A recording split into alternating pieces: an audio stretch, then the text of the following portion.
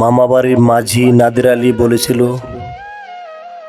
বড় হও দাদা ঠাকুর, তোমাকে আমি 3 প্রহরের বিল দেখাতে নিয়ে যাব।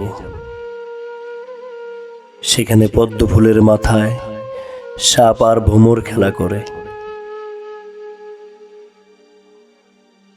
নাদের আলী, আমি আর কত বড় হব? আমার মাথা এ ঘরের ছাদ ফুঁড়ে আকাশ স্পর্শ করলে তারপর তুমি আমায় 3 প্রহরের বিল দেখাবে?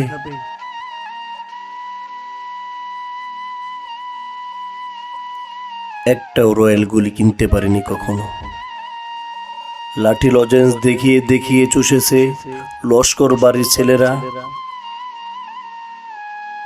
ভিখিরির মতন চৌধুরীদের গেটে দাঁড়িয়ে দেখেছি ভিতরের রাস উৎসব।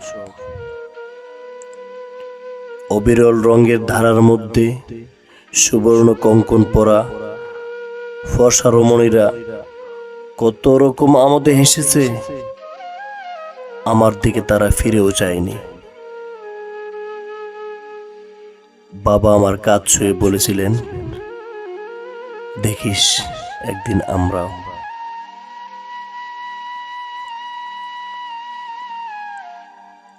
বাবা এখন অন্ধ, আমাদের দেখা হয়নি কিছুই। সেই রয়্যালগুলি, সেই লাঠি লজেন্স, সেই রাস উৎসব আমায় কেউ ফিরিয়ে দেবে না।